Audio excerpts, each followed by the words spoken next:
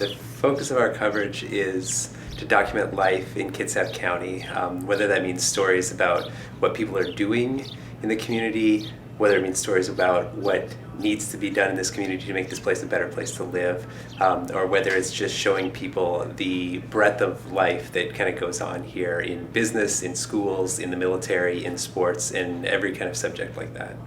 There's a few different people that meet together every morning to talk about the day's news and what we're going to report on and what we're going to plan for the next day's paper. We look to make a newspaper that will appeal to a broad range of people and everyone across our community, not just people in Bremerton, not just people in Paulsbo, but that everyone would find the news interesting, whether that's stories that kind of have a universal feel to them or just stories that are so good that everyone would want to read them.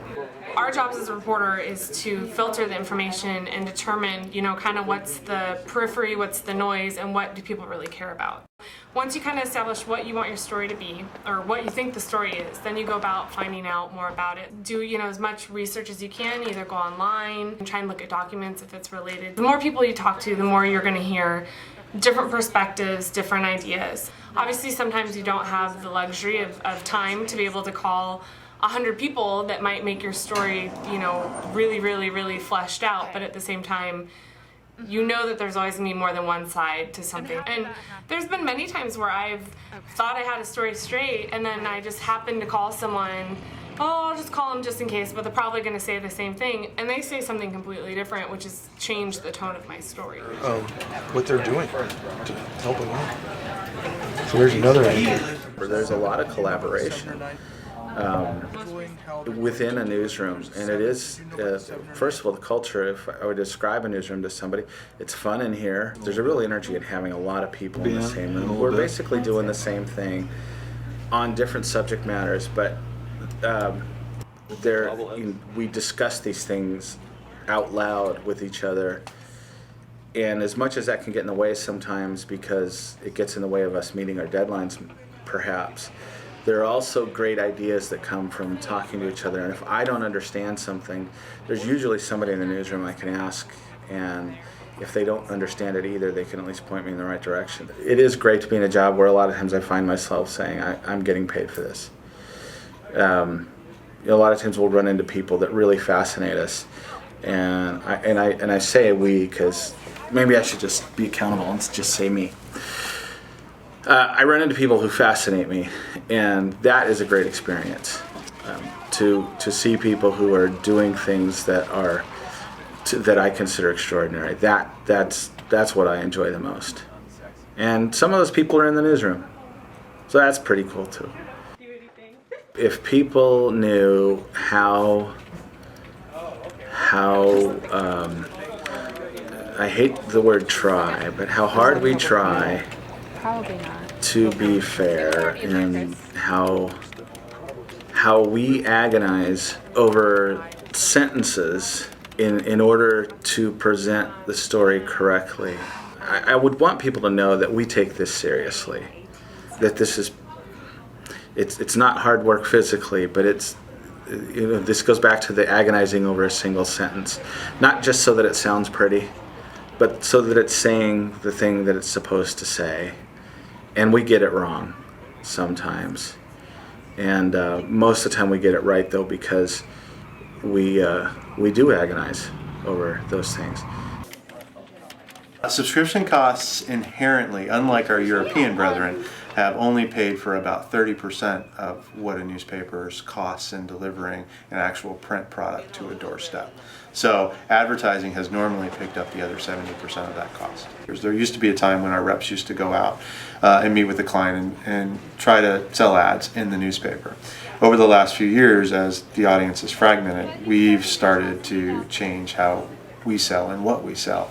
And a lot of that came from the needs of our clients who were talking to us about the audience that you guys used to deliver has fractured now across several, if not hundreds, of different platforms, whether it's different print products or magazines or websites. And so what we do now is we work with a host of different partners, both in print and in digital, that allow us to go to our clients and help them buy they're advertising cohesively across all those different platforms. So some examples of that may be one of our clients may come to us and say, I want to reach males that are between 18 and 35 interested in sports.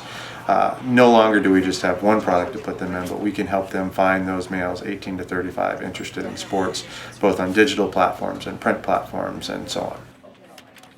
First, it comes down into pre-press, and pre-press brings all the stuff from advertising and from the newsroom and puts it together, goes over it, makes sure that it's ready to print, that the fonts are correct, that the pictures are there, anything that needs to be assembled is all put together. And then from there it goes to what we call CTP. It goes into a image machine that has a laser imaging, automatically comes out through a plate processor, goes into an automatic plate punch that actually punches the plate, bends the plate so it'll fit on the cylinders on the press.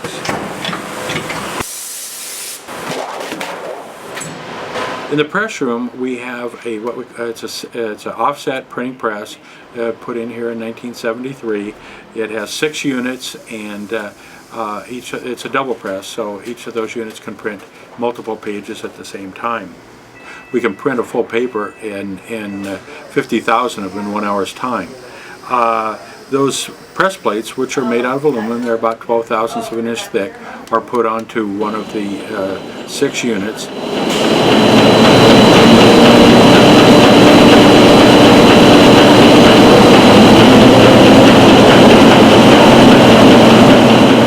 And the reason there's 6 is it takes 4 units in order to do color on the press. It takes 1 unit for yellow, 1 unit for cyan, 1 unit for magenta, and then 1 unit for black. So anything that you see in the paper that is in color has gone through that press at least 4 times. We actually upgraded the press here a year and a half ago in order to provide several things. One is to what we call flying pasters or automatic pasters, so we don't stop the press when we have the big rolls going through there anymore. It allows us to keep better registration.